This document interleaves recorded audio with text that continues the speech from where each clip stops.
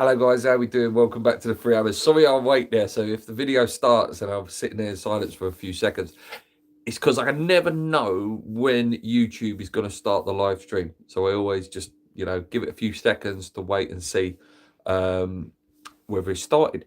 I haven't done a video for a little while. Again, there's so much, it's just rumors. And this is a little bit of a rumor video in my opinions.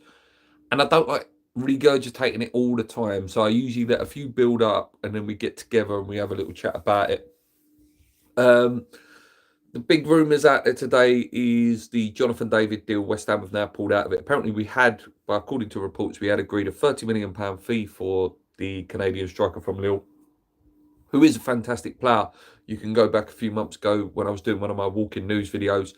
I said I would really like him at West Ham.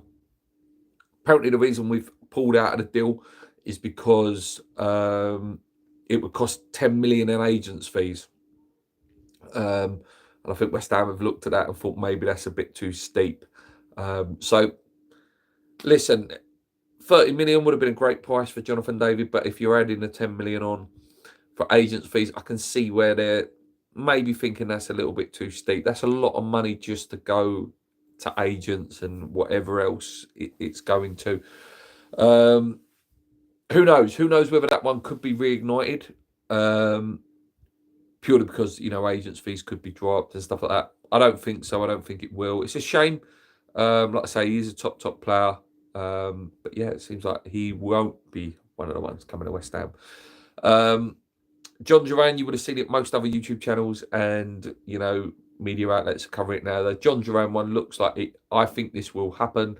He's deleted everything off his Instagram. Basically, by all accounts, have told Villa he wants to come to West Ham. Listen, I want it to happen. I want West Ham to sign a striker. I want the option of just having Mikel Antonio taken away from the manager. We need to move on. Mickey's not going to be around forever. He's been a good servant. He's got some good goals, but I want that option done now. I want that done. The Mikel Antonio era is finished. He's the first man off the bench if he needed to be a bulldozer for the last 20 minutes or so. I do not want to see Mikel Antonio starting for West Ham. I want the Jhon Durán or the Ivan Toney, etc. I want a new, dynamic striker who's been coached by Lopetegui. I do have my doubts, not so much on the talent. I think there's a real talent now. His left foot is an absolute wand. When he shoots, he scores. A bit of a cliche, but he has got an absolute wand of a foot when he does release the shot. My concerns are purely just the attitude. The fact that he's, the way he's forcing his move away from Aston Villa. Don't be surprised of him forcing his way out of West Ham in a year or 2 years' time if he is a success. Listen, if he is a success and we, bring him in for, I think it's going to be about 37 million if this is the case.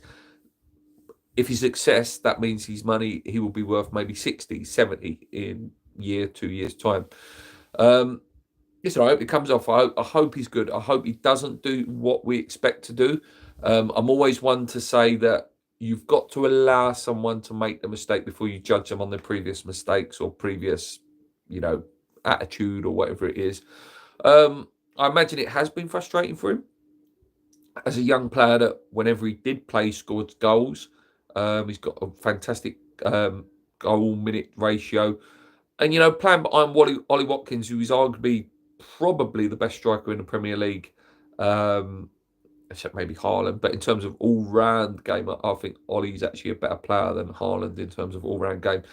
It was always going to be limited opportunities for him. At West Ham, he can come in and hopefully be the main man, lead the line. It'd be quite exciting. Kudus, him, Bowen, hopefully Paquetá, if you believe what you read, that he will be available all season. So, yeah, apparently it's Jonathan David. Loads of sources saying it now. Knees up my brand. Ex-West Ham employee saying it as well, that this hopefully will be done by the end of the week. Another name that's come up this morning, Chelsea defender, can play CDM as well, Trevor Chalobah. Apparently Chelsea are willing to sell him. I like him. I thought he was really, really good for Chelsea towards the end of last year. He's young.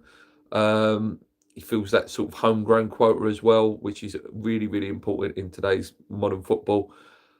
Yeah, if the price is right, I'd be happy with Trevor Chalobah to come in at West Ham. We know we're in the market for a centre back. The Toledo one's gone very, very quiet. I don't think that will happen now. Obviously, the other name is Fikayo Tomori. Big fan. Again, very, very young. I didn't realise he was still that young. Obviously, he's been around, played for a lot of teams. Again, if the price is right, go get him. I love the Aaron Wan-Bissaka deal. Apparently, they're willing to accept around 10 to 12 million now for him. I think he'd be a great asset for West Ham. His attacking side of the game maybe not as good as Walker Peters, but he's definitely a better. He's probably the best defender. If you had put them three in a list: Soufal, Walker Peters, and Aaron Wan-Bissaka. Actually, defensively, he is fantastic. Wan-Bissaka. He's got that great record about not getting beaten on one-on-ones. He's got good pace. He's strong. He was getting better towards the back end of the Man United season last year.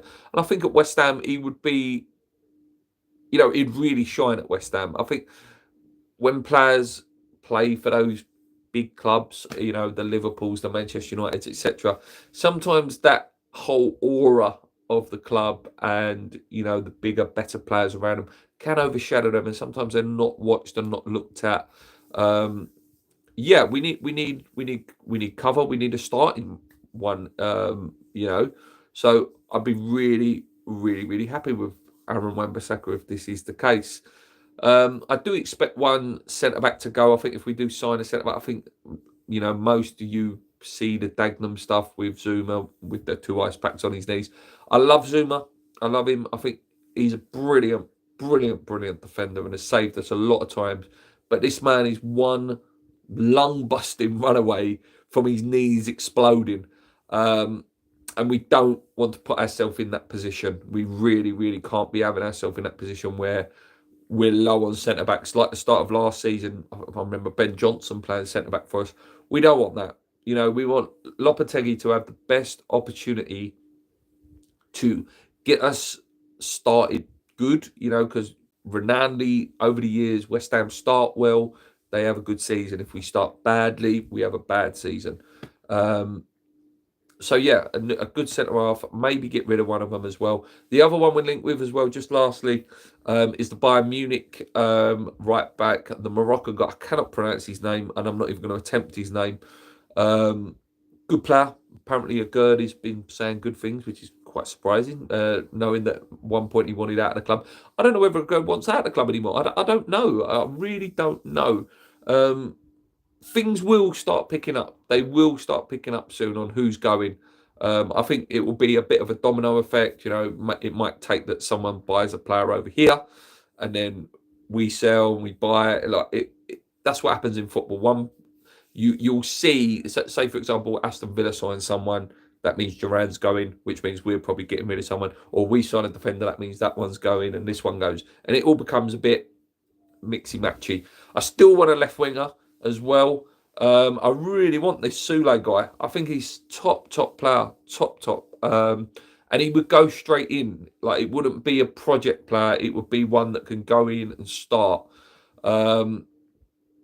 We need it. We need it for the balance, and I think under the system that Lopetegui plays, if you watch the videos, and if you guys remember the Seville game from a few years ago, a lot of what they kept doing Seville was they'd pin us in, and they kept pinging it between the fullbacks. Jesus Navas, I believe it was, and Marcus Acuna on the left side for them, and that's how they got you. They kept sort of pushing in, and I think I'm hoping that that's how eventually, after a few months, Lopetegui will get us to play that style where we can, camp in a team's half and really, put them under pressure. That's it from me, guys. Thank you if you watched live. Listen, I'll do a video as and when I can and as and when I think it's needed. There's no point me coming on here tomorrow going, Trevor Chalobah rumour, Jhon Durán rumour. There's no point. There's no point of keep recycling the same stuff. I'll come on every few days, and if something is announced, I'll come on straight away. Season's not far away, so videos will be back thick and fast then. Enjoy the rest of your day, guys. Olympics starts as well, so we're not far away from the sport again. I do love the Olympics. Obviously, we play in Florida on Saturday, I believe, as well. Until next time, guys, come on your ones, hit the like button before you leave, and subscribe if you're new around here. Let's go.